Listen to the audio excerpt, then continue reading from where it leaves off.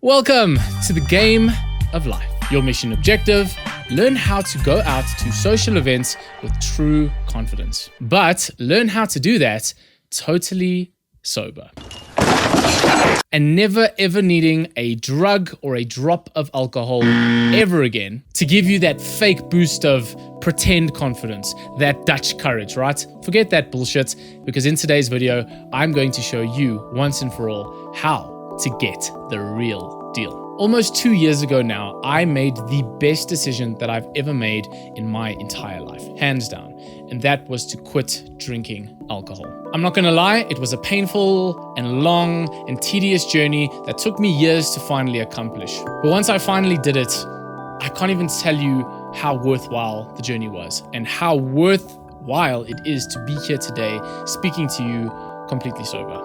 It's a game changer. And the best part of all is that thanks to you being smart today and watching this video, I'm gonna save you years of the same pain, the same drudgery, the same bullshit that I had to go through in order to get to this stage. Because the truth is, it's a lot simpler than you realize when you are armed with the correct information. Maybe you could even relate to my story. When I started drinking, as most people experience, it was great, right? I felt more confident, I was more social, I felt braver, I was able to approach more people at a party without the fear of rejection or being ostracized or criticized.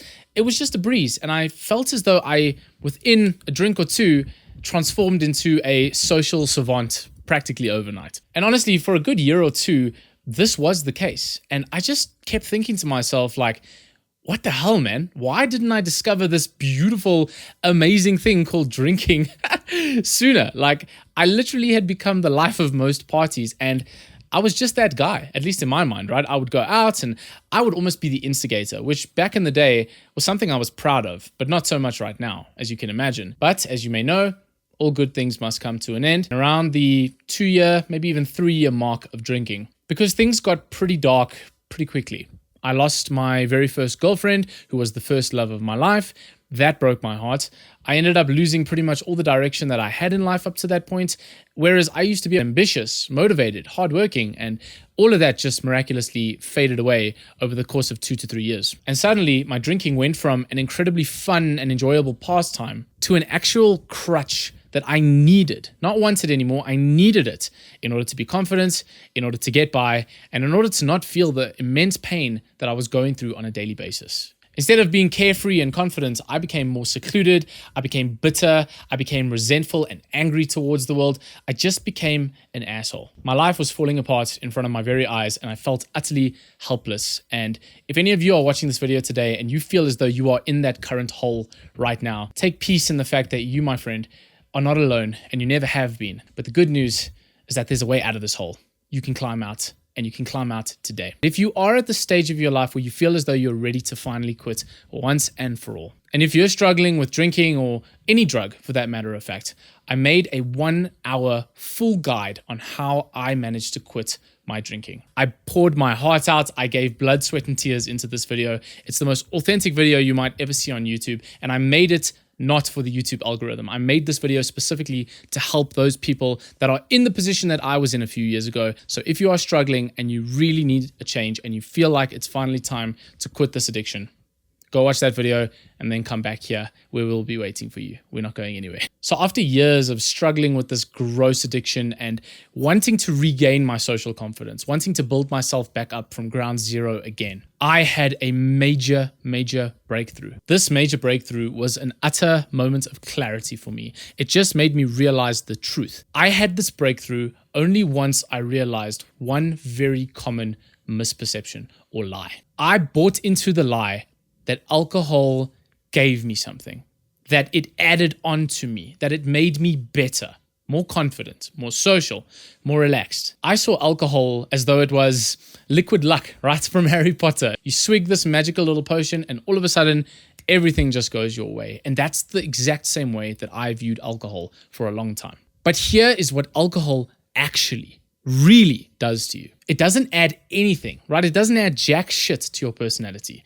All it does is simply removes the default programming and the default beliefs and attitudes that are consciously circulating through your brain. It takes away the programming so that for the first time, maybe in your entire life, you feel as though you are no longer a prisoner of your mind. It's as though the guards at the prison have left the gates open and you can finally run out into the world again. That's what it feels like. All the programs in your brain that have told you that you're shy, you're weird, you're not cool enough to speak to these people, you're not confident, right?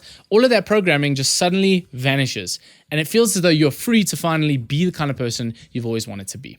But I'd like to make the argument today that alcohol has never been needed to take away this programming. It's never been a necessity to take you back to that childlike state. And the reason I say this is because you were once a child, right? You were a happy, carefree, joyful, playful, not a care in the world child once upon a time, weren't you? Life was incredible, right?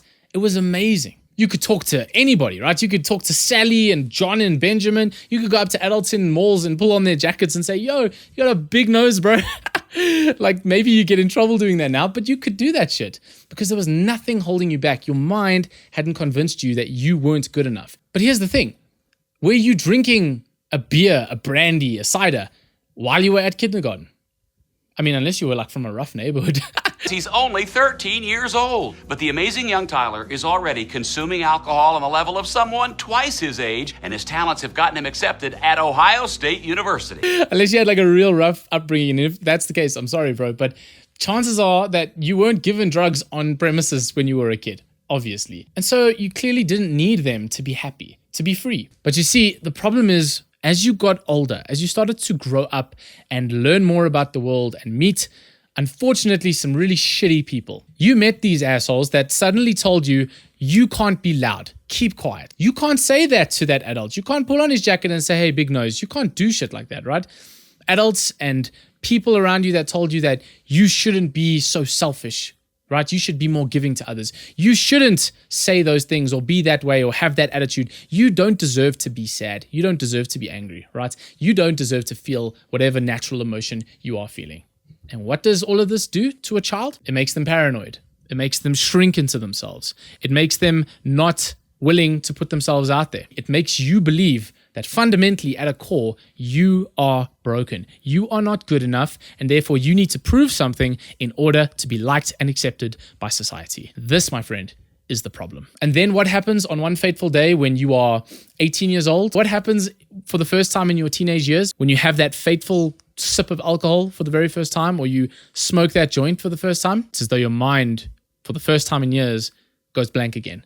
And you return to that childlike state of bliss, abundance, and peace. Because then you start to believe, as I mistakenly started to believe, that alcohol was the solution to my problems. And if I wanted to return to that happy state of carefree bliss, I had to drink in order to get there. And this is where addiction really starts to happen. And maybe a lot of you who are still drinking pretty consistently may be saying to me right now, well, Niall, like, what's the problem? I mean, as long as I do it in moderation and I have it here and there, you know, what's the big deal? If it helps me return to that state, then I'm going to take it. It's a shortcut. Why not? Here's the big problem, my friend. The ideology is correct. The process of wanting to return back to that childlike state and the process of trying to eliminate the programming is the right way to go. Don't get me wrong. But the method, the way you are getting there, is all wrong. But more importantly, it's actually very destructive. And it's going to, as I mentioned in my story, literally reverse the entire progress that you've made. It's going to take you from a confident, social, and relaxed human being to being bitter, cynical, angry at the world, and a lot further back from where you want to be than you'd like to be. Yes, our job is to strip the programming. It's to realize that these false beliefs no longer serve us.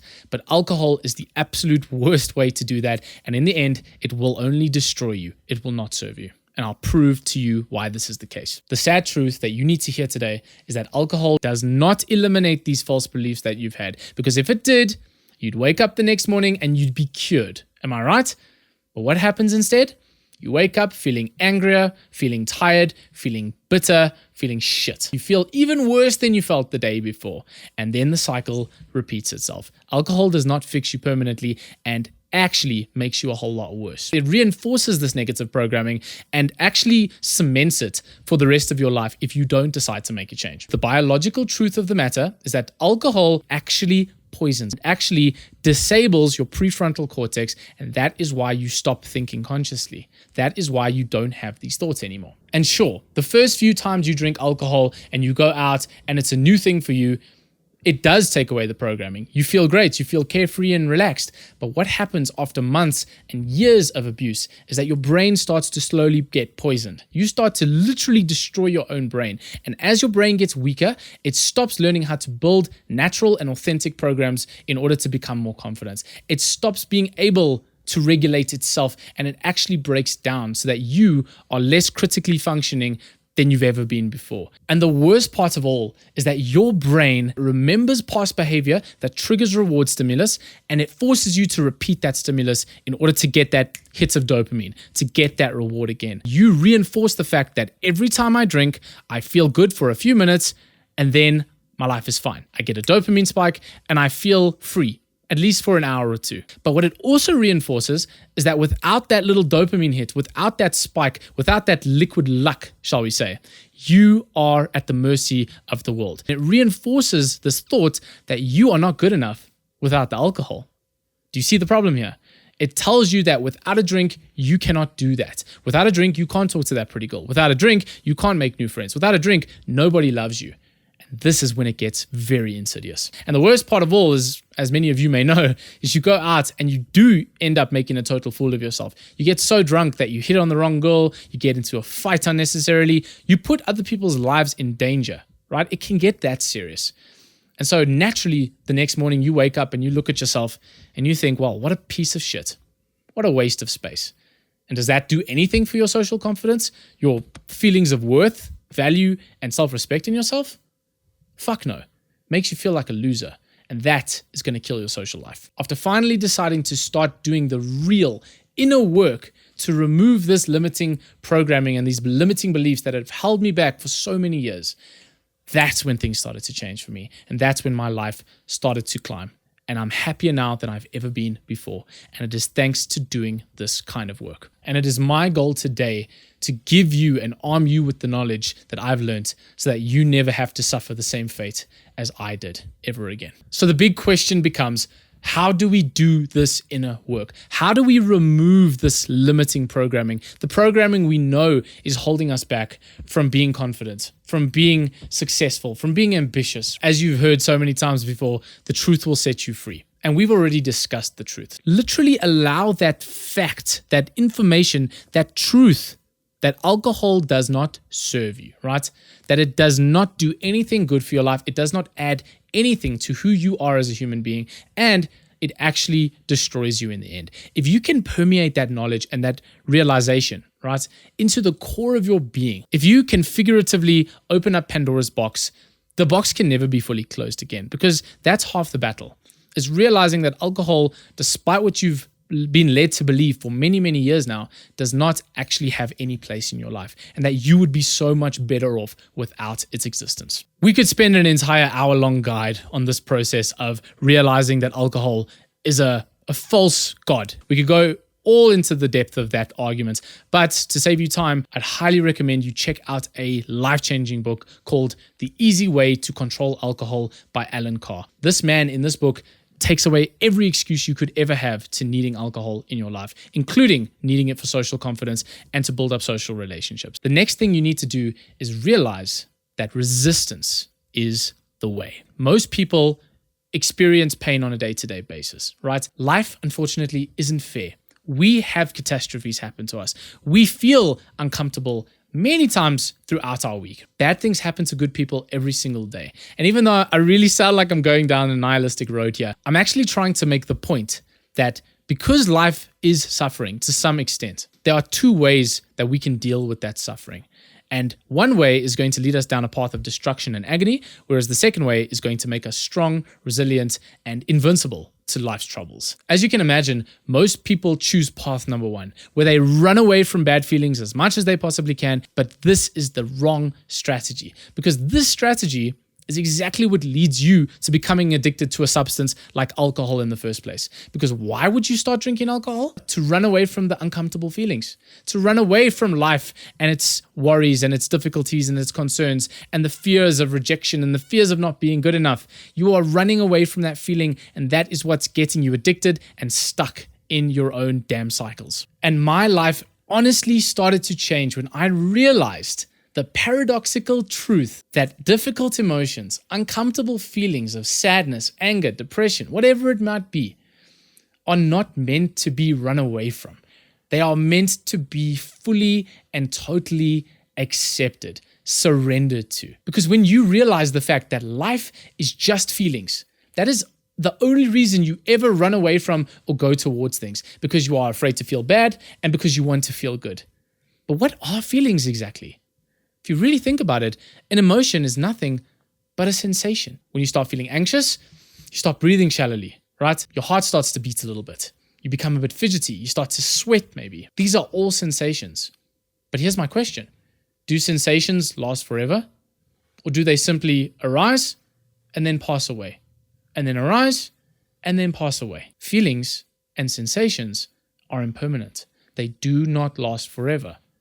So why are you trying so hard to run away from things that don't last? Once you can sit with that sensation, whether it's feeling anxious, depressed, sad, if you could just sit with that feeling in your body and fully surrender to it and allow it to be there and say, you are welcome here. I don't need to run away from you because you are just a feeling, and that's okay. It's then, my friend, that you start to realize that by focusing on the internal state, the internal world of your feelings, that they dissipate all on their own and they lose power over you. And when you overcome the need to be run by your emotions, to be tricked by your emotions, you realize the simple fact that you, my friend, are absolutely invincible. I'm going to teach you a method right now that I've recently learned from an incredible book by David Hawkins called Letting Go, that shows you that once you sit down with your feelings, once you are willing and able to accept and surrender to whatever life throws your way, when you do the counterintuitive practice of allowing these emotions to sit inside of you and then to come up and then leave by themselves, that is when they dissipate, and that is when you are totally free to act as you want to act. So the fundamental philosophy behind this, keep it in mind, is that you are trying to not run away from the feelings, you are trying to go towards them. You are trying to fully surrender yourself to those feelings. And that is when you no longer need alcohol to do anything in your life. Here are the 3 basic processes and the 3 basic steps to the art of letting go. The first step, ideally, is to sit down in a quiet room, be with yourself, be with your thoughts, do not have any distractions going on around you. Simply sit down, close your eyes, or have a very kind of, what do they call it in meditation? Like a loose gaze, when you're just kind of like, vibing out. But just sit there and go inside your body and ask yourself, what sensations am I feeling right now? Notice I didn't say emotions. Ask yourself about the sensations. Don't think, am I feeling angry? Am I feeling sad? Ask yourself, do I feel tension in my chest? Do I feel my breathing is shallow, right? Get curious about the sensations. The second step of the process, once you've identified the sensations you are feeling, is to simply ask yourself the question, can I allow these feelings to fully come up and exist in my body at this current moment? Can I welcome these feelings with total compassion, total love and kindness, and not treat them as though they are not meant to be there? It's to fully feel whatever it is that you're feeling. Let them be inside of yourself. The third step, as simple and ridiculously easy as it sounds, is just to sit there for as long as you can with that feeling until it naturally falls away, until it naturally fades. And once you notice that this actually does happen, once the feeling itself starts to lose that power over you, that's when that realization occurs inside your mind that, holy shit, this actually works. And this is all I've needed to do forever in order to get rid of these horrible feelings of unworthiness, these feelings of anxiety, is just to allow it, to allow yourself to be okay with sitting with those feelings instead of running for the hills every time you feel any sort of resistance inside yourself. This is the way. Letting go. And this, my friend, is the secret to social confidence without the need for any external crutch, whether that be drinking, drugs, whatever it is. Just realizing that by doing the inner work, by realizing that you, first and foremost, are already enough as you are and that you don't need to add anything to your personality. You don't need to give yourself a liquid luck boost of Dutch courage. It's when you realize that I am okay as I am and that it's actually the world's fault. It's the social programming that I've been through for years and years and years that has falsely led me to believe that I am no good, that I am not worthy of love, that I am not worthy of relationships and friendships. It's the programming that does the most damage. And as I've showed you through this process of letting go, you don't need to drink. You don't need to run away from these uncomfortable feelings that you feel on a consistent basis, because running away, paradoxically, is only going to make them come back with force, stronger than ever before. And this leads to a perpetual cycle of pain and suffering. The way is letting go. It's going into yourself. It's going into the deep inner work. It's challenging these fears and anxieties you have. It's calling fears bluff, essentially.